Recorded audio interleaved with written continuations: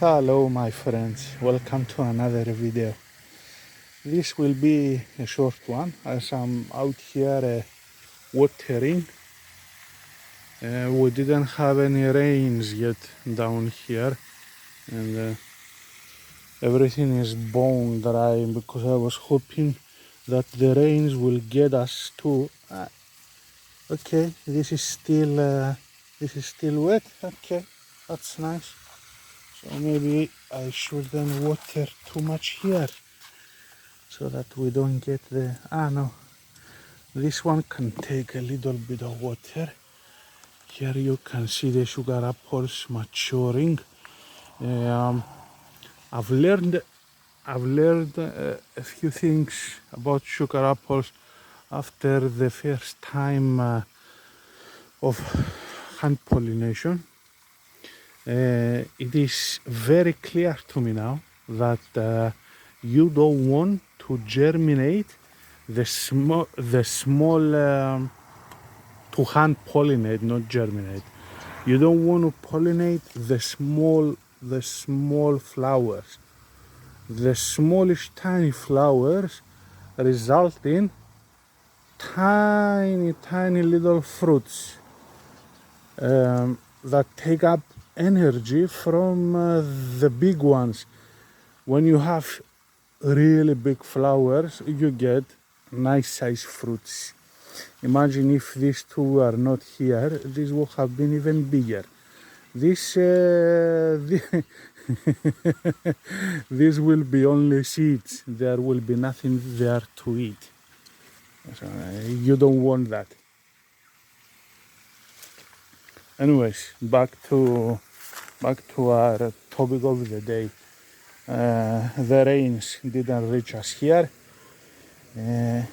Anyways, this rose apple, Syzygium jumbos, got burned as soon as I planted it, even though I did apply cloth shade of about 30% of coverage, and obviously it needed more. In any case, next year it did grow, it did go burned again. This time, because I thought it was only this stick with 2-3 leaves on it, I thought why waste the space, and I planted all around it a load of eggplants. The eggplants grew a lot and provided shade, very good shade, and under the shade it did grow. See, it's doing well. So this is how it is now. What's this? It's this time of the season. This is wild lilies coming out everywhere. All of these used to turn green from those lilies back in the day. In other news, I have attempted to graft. This one's dead already. Let's hope. Let's see. This one is alive because I have the bag on it. This one I didn't put any bag. I wanted to see the difference because it's an experiment. There is also a small piece here. This I'm guessing will also be alive because, yep, it's alive because it's in the bag. Soursop grafting. Let's move the hose a little bit.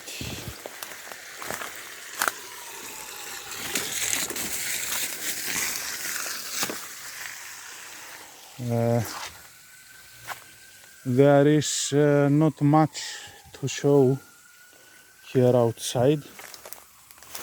This mango came back to life, but it got half destroyed again by a anthracnose. Lychee is doing well. here's a total mess. I will need a couple of days to clean everything up. This pecan, we are going to kiss goodbye this winter. This, how do you call this ficus tree? I don't remember. This one will also go. I am getting rid of a lot of stuff. How was this called? I don't remember. This one turns into a very beautiful tree, but I don't remember the name. This one will also go, and also my Brugmansia will go, because I want to make a lot of new spots for fruiting tropical stuff. Also, eventually, all of the loquat will go, because half of it is above my roof, and it's accumulating debris on the roof. A lot of stuff gonna happen next season, God willing, if we are alive. We are gonna do a lot of work here. Now I will show you the plants inside. Before we go inside, I wanted to show you this little fig tree. This is grown from a cutting that I have planted this season. It was constantly doing figs that I was removing, because I didn't want all of the energy of the young cutting to go on producing figs. But even after removing, it did produce again and again. And I don't know how it did it, but I guess this is a fig that produces brebas also. So after removing probably the first figs were the breba that I have removed, and this is the main crop. Look at all of this. And this is a cutting that I have planted a few months ago.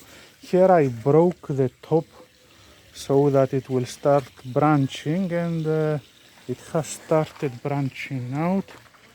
This one is the same case, but a different variety. And again, the brevas and the main crop, I am removing them, and yet, see, this will be a long neck variety. I don't remember what's what, because even my friend who gave this to me didn't remember.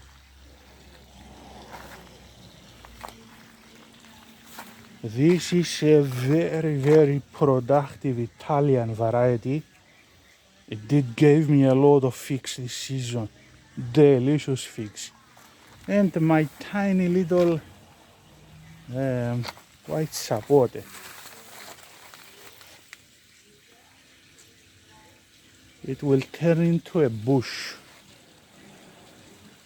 And yet another one from this season, from cuttings. Look at the shape of these leaves. These are very interesting leaves. Look at the shape. Obviously a lot of diseases, but okay, we are entering winter soon, so all of this will drop, and with it the diseases. So last day, by the time I finished watering the plants, it was already dark, and the light in here is not too good. So I'm continuing this video next day. So here are, I left outside about 4 or 5 pots because they lots of ants have already nested in them, and I didn't want to bring them inside. These are clean, so they were good to bring inside. They don't actually need protection here. I mean, we are a zone 11, but in any case, because you never know, I had frost once in my lifetime, but you never know. It seems that this winter will be serious, so I decided that these are coming inside. This light yellowing or browning, how you wanna call it, it's because of the transplant in this pot that happened recently. I wanted them to grow freely their roots for the winter as they are going in the ground next season. These are red flesh, these two are red flesh jackfruit. Don't mind all of this yellow taping is because I have infestation from fungus gnats due to my mistake of using compost in some of the pot mix. I will never, absolutely never use any kind of compost, any kind of percentage of compost inside my soil mix. It is the biggest mistake ever. It brings inside all sorts of infestations. So, red flesh jackfruit. Here we have a Syzygium that's new to me. This is Syzygium malacense. Very healthy young seedling, also from this year. Here we have that one Syzygium cumini. It did remain a bit small because the place I had it, it was easy to forget about it and leave it on water for long periods of time. So this is why it stayed so small. This is an Annona hybrid or an Annona species because that I cannot recognize because it was gifted to me and my friend doesn't know what it was. The seed was very big. It's the only clue that I have, but it doesn't tell me much. Big seeds are like Annona purpurea or something, but the leaves doesn't look like Annona purpurea, so it's not. What is it? I don't know. Maybe a hybrid. Maybe future will tell. All the other things here you have seen before, except maybe there's the sandal. Annona, what you haven't seen before? This you haven't seen. Yeah, this is Annona reticulata, big red. It's doing very nice. This is, this is Birimba,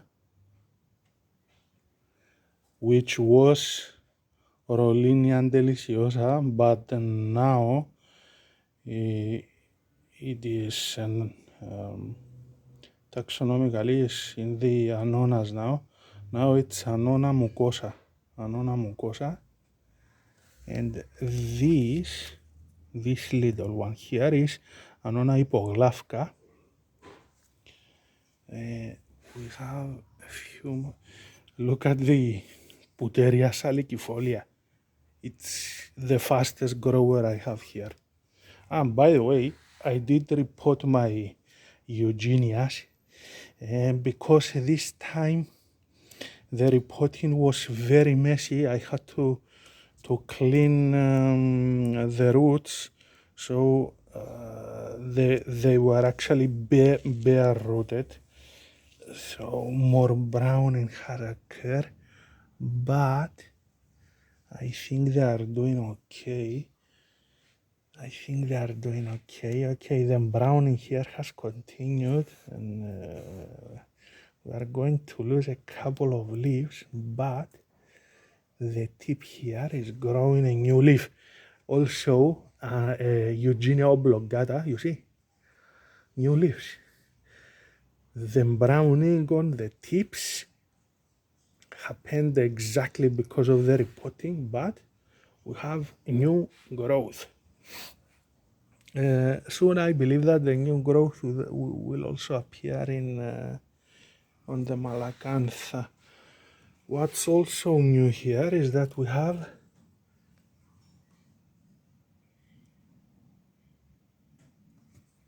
a germinated seed of Duquetia species. Which was it? I don't exactly remember here. I have more Duquetia seeds, but from this species is the only one. Wait a minute. Yes. Here we have, take a look at this.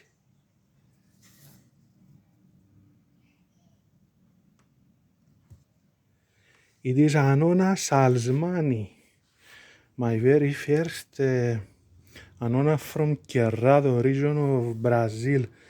I did germinate another seed of that a few months ago, but I lost it due to root rot because I wasn't well informed on the needs of Cerrado plants. They need a lot of sand in the mix and zero compost, zero organic matter. Here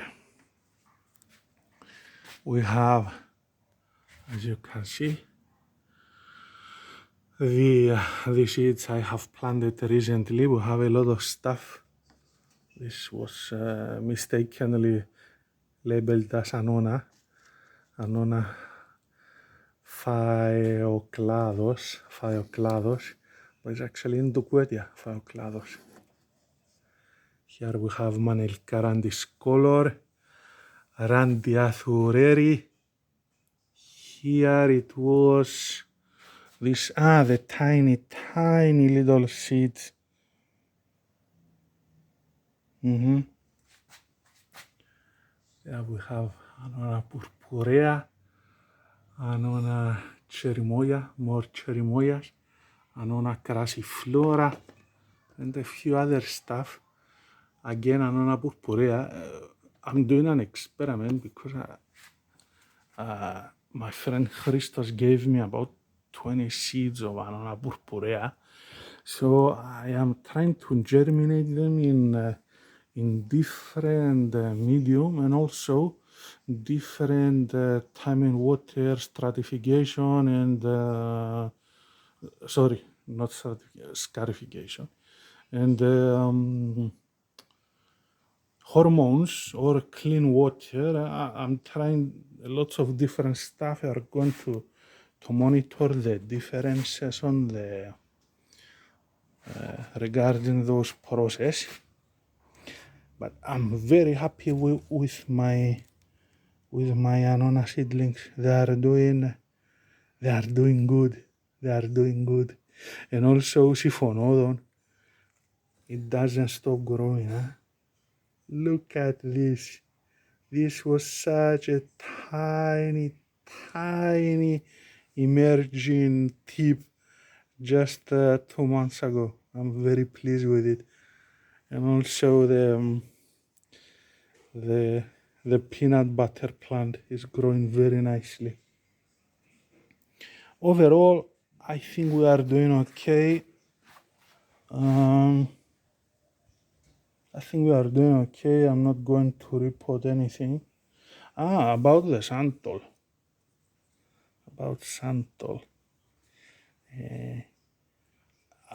I've just been this morning at Christos' place where I saw the seeds that he planted, and he placed them inside a very big Tupperware. So the whole plant is inside the mini greenhouse.